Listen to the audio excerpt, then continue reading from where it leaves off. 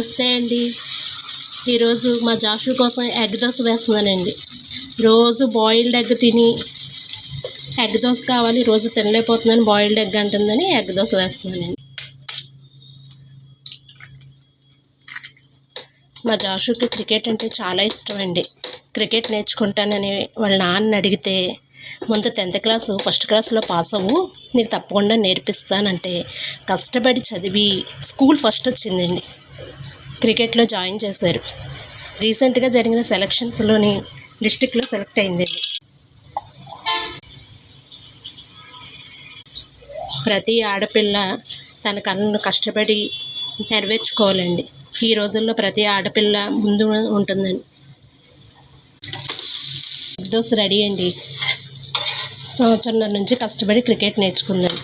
మొత్తం మీద అది అనుకున్నది సాధించి దాని కళ నెరవేర్చుకుందండి. Thank you.